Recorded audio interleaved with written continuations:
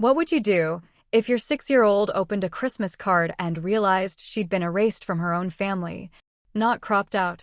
Not hidden in the back. Erased. That's exactly what happened to my daughter. Every December, my mother, Diane Carter, 62 years old and self-appointed curator of The Perfect Family, organizes a professional Christmas photo shoot. It's been a tradition for 15 years. Coordinated outfits. Matching smiles. Controlled chaos disguised as joy. This year was no different. Before we continue, please hit the like button, subscribe to the channel, and turn on the notification bell for updates. I'm Rachel Carter, 34, single mom, night shift nurse. My daughter Lily Carter is 6. She wore a red velvet dress she picked out herself, even though it had too much glitter for my taste. Her curls were pulled into 2 puff ponytails. She was missing her front tooth and proud of it. She sat in the front row during the shoot, right between me and my mother, swinging her little patent leather shoes and whispering jokes to make me laugh. For once, she felt included. A week later, the Christmas cards arrived at my apartment in a thick, glossy stack. I made cocoa. Lily climbed onto the couch beside me. We opened the envelope together. At first, I didn't understand what I was looking at. My mother stood in the center. My brother Mark, 36, and his wife Emily, 33, behind her. I was standing to the left. But the space in front of me, where Lily had been sitting, was empty. Not awkwardly cropped. Not zoomed in. Smoothed over. As if she had never existed. I thought maybe it was a misprint. So I grabbed another card. Same thing. I checked the digital version my mom had posted on Facebook. Same thing. Every single photo. Then Lily leaned closer, studying the card with those big brown eyes. Mommy, did I mess up the picture? 6 words. Quiet. Careful. And then the one that shattered me. Why didn't Grandma want me? Tell me something, how do you answer that? How do you explain adult prejudice, vanity, and cruelty to a child who still believes glitter shoes make her run faster? I didn't call my mother. I didn't text my brother. I didn't comment on Facebook. I looked at my daughter and said, "You didn't do anything wrong." And in that moment, I made a decision. Because someone did do something wrong. And what I chose to do next. It's the reason my mother went pale the very next morning. My mother has always believed that appearances are everything. That's not an exaggeration. It's a family rule. Growing up, if my bangs were uneven in school photos, we retook them. If my smile looked forced, she'd say, "Fix your face, Rachel. People are looking." Our house wasn't messy, it was staged. Pillows fluffed. Towels folded like a department store display. We weren't living in a home. We were living in a brochure. So when Lily was born 6 years ago, beautiful and loud and undeniably different from the rest of the Carter family, I should have known. For context, Lily is biracial. Her dad, Daniel Brooks, 35, is black. We divorced when Lily was 2, but he's an involved, loving father. My mother never approved of him. She never said anything outright cruel. That would have been too obvious. Too traceable. Instead, it was little comments. Her hair is so big. Are you sure you know how to manage those curls? She doesn't really look like us, does she? At the Christmas photo shoot last month, I remember something now that I ignored at the time. Mom kept repositioning Lily. Maybe she should sit lower. Turn her slightly. Rachel, fix her hair, it's casting shadows. Casting shadows. Like she was a lighting problem. But Lily was glowing that day. She kept whispering to me, "Grandma said I get to hold her hand." She felt chosen. And that's what makes what happened next even colder. After we opened the cards, I texted my brother Mark. "Did you notice Lily's missing from the card?" 3 dots appeared almost immediately. Mom said it was a printing error. A printing error? On every single card? On the Facebook upload too? That's not how printing works. I zoomed into the digital version online. Hundreds of comments already. Beautiful family. So blessed. Picture perfect. Picture perfect. Except if you looked closely, and I mean really closely, you could see the faint blur near my mother's sleeve. Where Lily's hand had been. It wasn't a crop. It was surgery. And here's the part that made my stomach turn. No one mentioned it. Not one relative asked where Lily was. It was like the world collectively agreed not to see what was missing. That night, I found Lily in her room. She had folded one of the cards in half, creasing it right where she should have been. "I'll just try harder next time," she whispered. Try harder. She's 6. That was the moment something in me shifted. I didn't feel rage. Not yet. I felt clarity. If my mother wanted to curate reality, then maybe it was time someone adjusted the frame. I didn't raise my voice. I opened my laptop. That's how it started. No dramatic confrontation.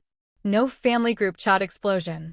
Just me, sitting at my kitchen table at 11:47 p.m. Still in my scrubs, staring at the digital file my mother had emailed out 2 weeks earlier. Because here's the thing about people who are obsessed with perfection, they overlook details when they rush. And she rushed. I pulled up the original image attachment she'd sent for approval. Back then, I'd glanced at it between shifts and replied, "Looks great." Lily was front row, smiling, clear as day. Then I pulled up the version she posted publicly. Side by side. There it was. A slightly uneven blur near her arm. A distortion in the background garland. The faint outline of where Lily's shoe had been. You could erase a child from a photo, but you couldn't erase the evidence completely. I zoomed in closer.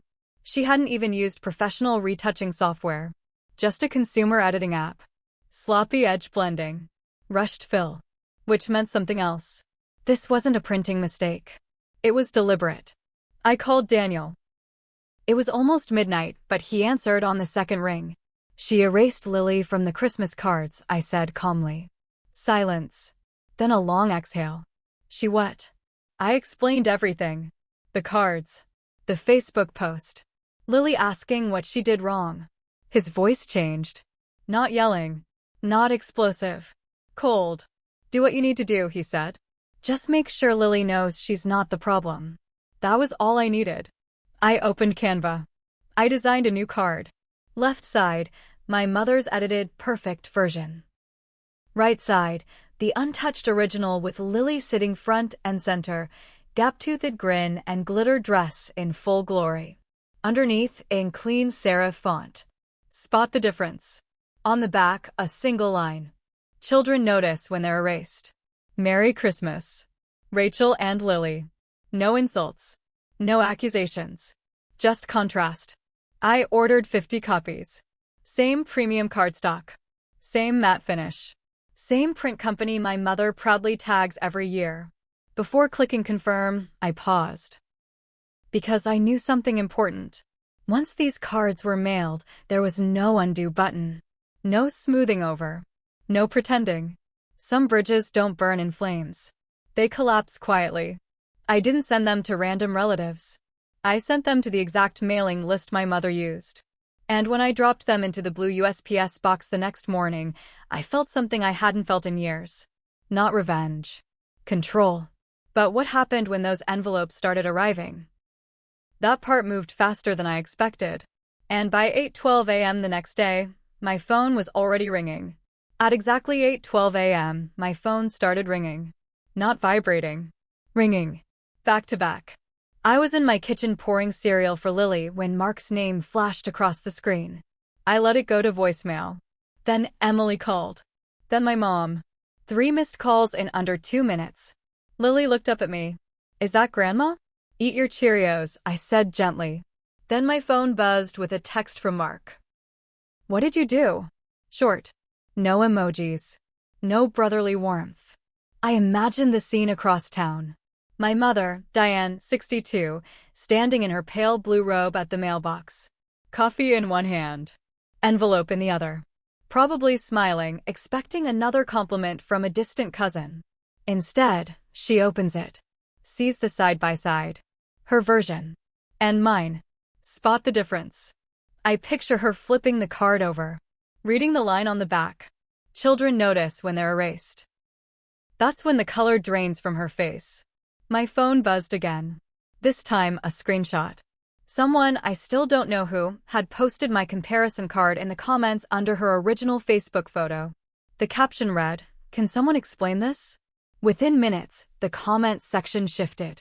Why was the little girl removed? That's disturbing. Was this intentional? You could feel the tone change. Like a room where the music suddenly stops. My mother deleted the original post. Too late. Screenshots had already spread through the extended family group chats. Church circles. Neighborhood moms. The woman who curated perfection was now defending pixels. Her voicemail finally came through. How dare you humiliate this family, Rachel? Humiliate. Interesting word choice. I didn't call back. Not yet. Instead, I focused on the only person who mattered. That afternoon, Lily's teacher emailed me. Apparently, one of the cousins had brought the comparison card to school. Kids talk, parents gossip. The class ended up having a discussion about inclusion. And Lily, my quiet, careful 6-year-old, raised her hand. My mommy fixed the picture, she said. Fixed it. Not ruined it. Not attacked anyone. Fixed it. For the first time since the cards arrived, she smiled when she talked about it. That's when I finally called my mother back. She answered on the first ring. You've ruined Christmas, she said. Calm. Controlled. Furious underneath. No, I replied evenly. You did.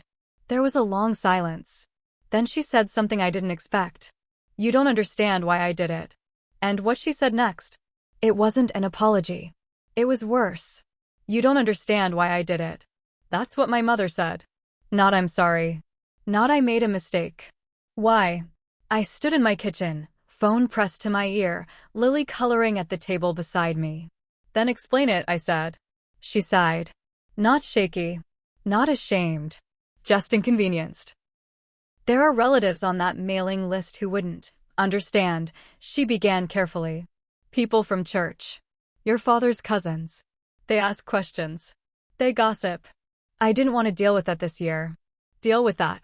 That was my daughter. She doesn't look like the rest of us, Rachel, my mother continued. After the divorce, it just complicates things. I was trying to keep the peace. Keep the peace. By erasing a 6-year-old. I felt something strange in that moment. Not shock. Not even rage. Confirmation. So it wasn't a mistake. It wasn't technical. It wasn't accidental. It was convenience. Image management. A calculated decision that my child was easier to remove than to defend. I looked at Lily. She was humming to herself, carefully coloring inside the lines. Tell me something, what would that teach her if I stayed quiet? That when people are uncomfortable with who you are, you shrink. That you soften yourself to make others relax? No, I said into the phone. You are keeping yourself comfortable. She didn't respond. Because she knew it was true. That Christmas, Lily and I didn't attend the Carter family dinner. Instead, we went to Daniel's parents' house. It was loud. Unfiltered. Real. Music playing too loud. Cousins running through the hallway. Someone burning rolls in the oven. And photos. So many photos. In every single one, Lily was in the center. Sometimes blurry because she wouldn't stand still. Sometimes mid-laugh. Sometimes making a face. Unedited. Unfiltered. Unapologetic. A week later, I printed one of those pictures. Framed it. Put it on our living room wall. Front and center. Because here's what I realized. Families don't accidentally erase people. They choose to. And sometimes the most powerful thing you can do as a mother is refuse to let your child disappear quietly. If you've ever been made to feel invisible, comment seen. If someone tried to shrink you to fit their comfort, share this story. And if you believe children deserve to see themselves fully in the frame, exactly as they are, subscribe. Because sometimes fixing the picture doesn't mean editing it. It means telling the truth.